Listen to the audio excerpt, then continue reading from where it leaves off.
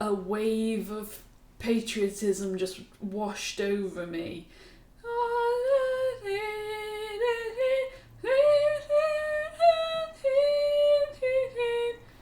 Is that even the national anthem?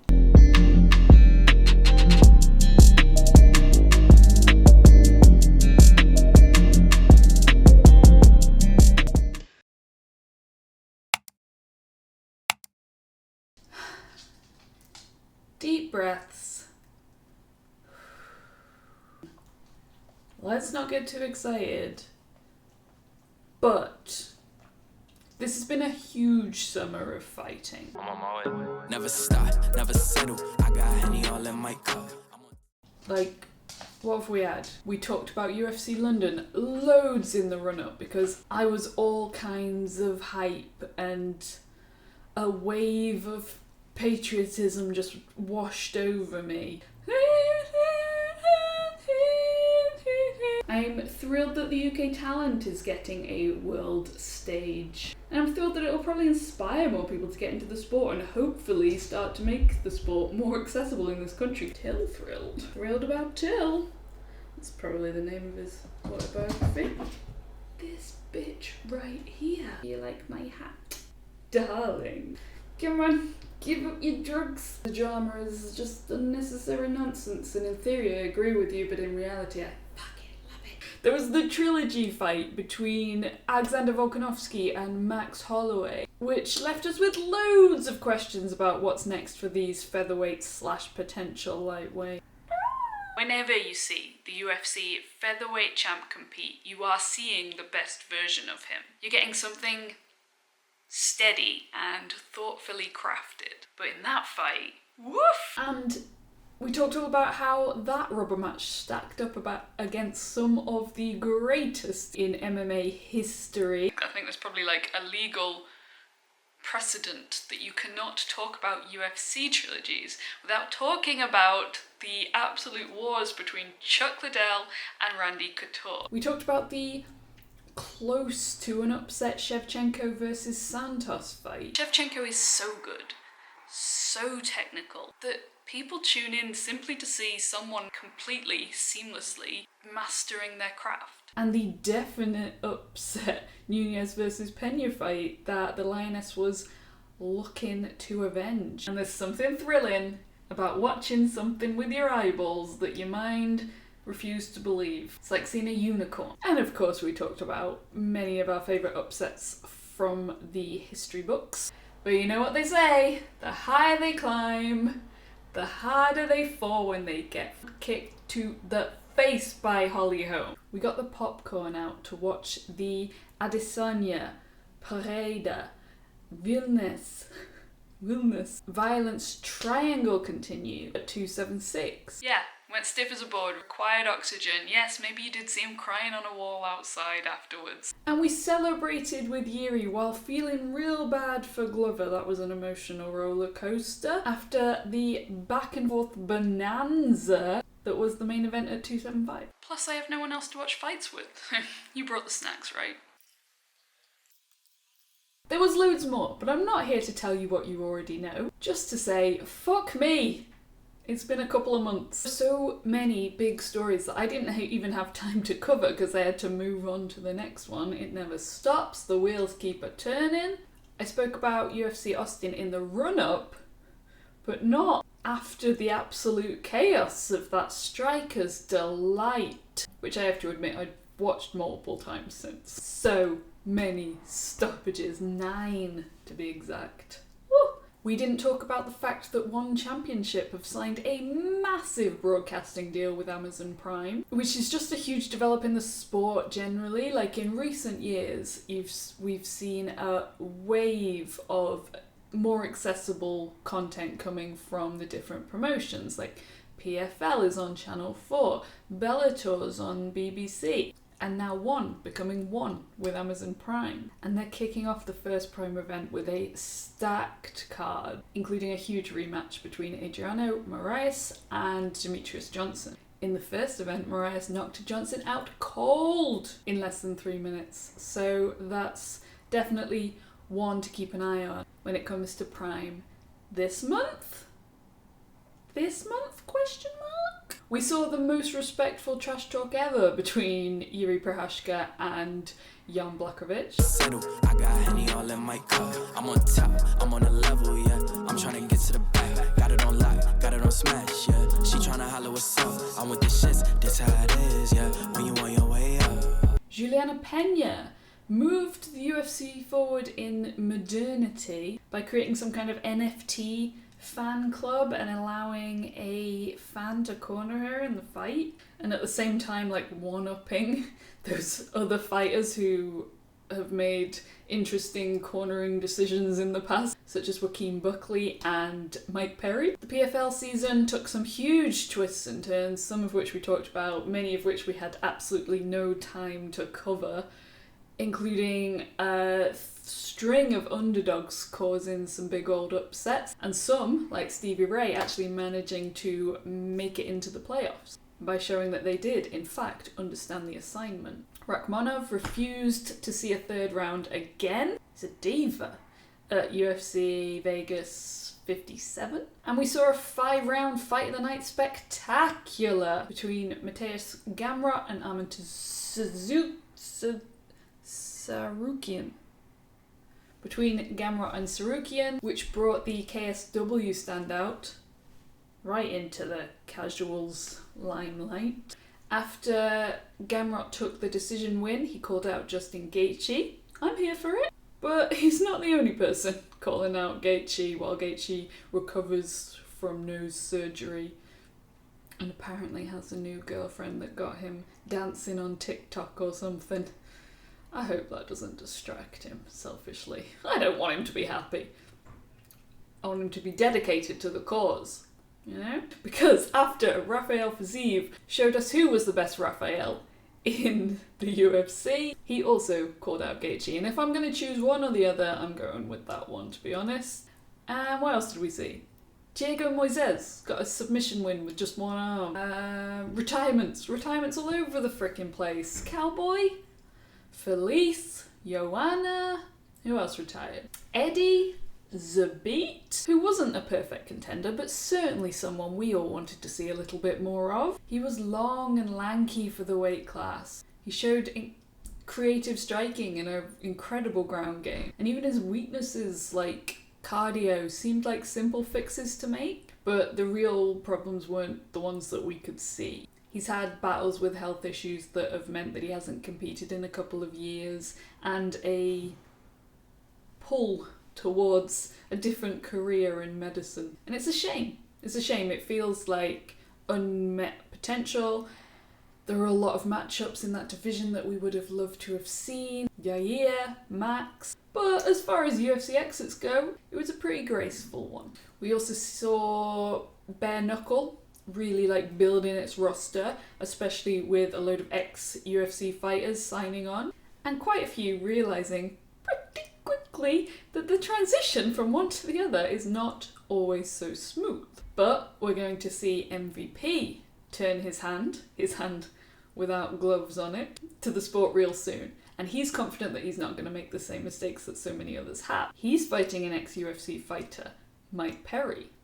The aforementioned Mike Perry. And this should be a fans fight, you know? Just two guys walking forward who aren't afraid of taking or implementing damage.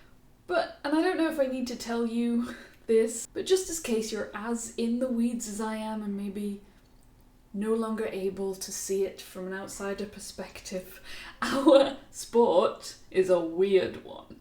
Because it's so young, it's constantly evolving. Because it's classed as like an outlier, there's more room for the unexpected to happen. And because there's so much on the line in every fight, there's a heck of a load of drama that comes with it. And that's often before anyone opens their mouth. So, all of that to say that a lot of things happened this summer that maybe were overshadowed by the big dogs, and I wanted to catch you up. Because the internet is a weird place. And sometimes you need to share that shit so that it feels better. Feels less jarring on the old heart. Sticking with bare knuckle, did you see this? Former UFC middleweight contender Belcher scored a brutal knockout in just 81 seconds over Frank Tate. This was his second in a row under the bare knuckle umbrella, and both fights together have lasted under 3 minutes. With a 3-0 record in the promotion, Belcher is expected to challenge for the belt next against the current champ Arnold Adam, who had a ringside view of that spectacular finish. Next, let's talk controversy. This guy is, let's be honest, a bit of a dick. Takes one to know one. Back when he fought for the UFC and when he fought for the WSOF, he had this cheeky little habit of refusing to let go of submissions after his opponent tapped. What a guy. Since he was stripped of his WSOF title due to that very reason, he's not really been doing too well. And this was the latest on his losing streak. Ibrahim Magomedov dazed him with a hard right hand just 2 minutes into the contest before putting him away with a barrage of lightning-quick follow-ups. Got it on smash, yeah. She tryna holler what's up. I'm with the shits, this how it is, yeah. When you on your way up, I'm on my way, I'm on my way, I'm on my way, yeah. We've heard of pillow fighting, chess boxing, car boxing, the list goes on. And now we have combat jiu-jitsu. In this iteration of the sport, punches are not allowed, but you are entirely entitled to palm strike your opponent until you can palm strike them no more. And that's what we see Anderson doing here as a counter to a leg lock attempt. I mean, are you really reducing risk by not allowing punches? I think not. We all love a good revenge knockout, right? It's the next show by Khloe Kardashian. Is that the one who did Revenge Body? That show was all kinds of toxic. Really, in this fight example, the revenge should have been taken out on the ref who refused to stop a fight despite somebody getting kicked in the balls. But that's not strictly allowed. So a stunning finishing sequence it is. My shoes, living you learn, you pick and you choose. Been on my humble, I'm keeping it cool. Talking my money, then pull up a stool. Follow your dreams, then go back to school. Whoa, still on my grind, taking my time, stars aligning. We going hard, we came far, it's perfect timing. ISO, we going up, we from the No amount of training can really prepare you for that situation. Sometimes you just gotta scrap. My mate sent me a message a few weeks back just saying, remember back in UFC 14 where Mark Kerr got that chin to eye submission? I do. It's not really something you see anymore because it's illegal now. But something else you don't see very often is a scorpion rib crunch submission. Not illegal, just super, super rare. This submission could cause a ton of damage, but this guy tapped out before any real damage was done. never settle. I got Henny all in my cup. I'm on top, I'm on a level, yeah. I'm trying to get to the back. Got it on lock, got it on smash, yeah. She tryna holler what's up. I'm with the shits, this how it is, yeah. When you on your way up, I'm on my way. Speaking of damage, what do you think of this little trick? Bent up, need my chips with the dip. Take notes, you can learn you a thing. Hot inside, I don't be making a scene. Vibe a track, you can see how they cling. Set the table, you gon' see what I bring. Sergio Cosio, sportsmanship or nah? It's fair game as the rules go, but respectful? Maybe not. Okay, we're getting deep into the depths of weird and wonderful internet now with this strange post-fight ritual. I got a lot, keep me a knot. Staying hungry every day is a feast. Fuck up the spot, don't make it hot. Coast to coast, but we reppin' the east. Yeah, yeah, still on my grind, taking my time, stars aligning. We going hard, we came far, it's perfect timing, yeah. ISO, we going up, we from the islands, yeah. Came from the rub, we from the dirt, turn to a diamond. In case you are finding it difficult to drift off into a peaceful slumber, try taking a look at this non-fight between slap fighter Dumpling and an absolute legend of MMA. I never settle, I got Henny all in my cup. I'm on top, I'm on a level, yeah. I'm trying to get to the back. Got it on lock, got it on smash, yeah. She trying to holler what's up. Maybe they were being cautious because of the potential power. Perhaps they just didn't want to take any risks because this fight meant nothing and they were getting paid anyway, so why also get hurt? But At the end of the day, the judges had to work the hardest in this fight to decide who won, and apparently it was Dumpling. And to finish off this deep dive into the corners of the internet that no one should really ever go, I did it for you. A lot of people would pay a lot of money to be able to fly, you know, not in a plane, but just be able to fly, just with their bodies and that. And Ho gave his opponent that privilege for free. Got it on lock, got it on smash, yeah. She tryna holler what's up. I'm with the shits, this how it is, yeah. When you on your way up, I'm on my way, I'm on my way, I'm on my way, yeah. I'm on my way. Oof. Let me know. I was going to say if I missed any, I definitely did. But if you saw anything fucking weird and wonderful from the world of MMA or any kind of combat sport, because I fucking love them. I love them. If you follow me on Instagram, which you should, segue, you'll see me post these things all of the freaking time. Some guy just this morning, at the time of recording, it will be long gone by the time you check out that Instagram link in my description box. In the media stare down, pulled his tooth out, stamped on it, screamed, walked off. But I absolutely love watching this madness just pop up on my phone screen. I'm here for it. So please send me some of the weirdest ones that you've seen. And I'll link my fame reaction video so you can see just how much I do love it in like real time. Not real time because it was fucking ages ago, but you know, live. It was a reaction video. Do you know what that means?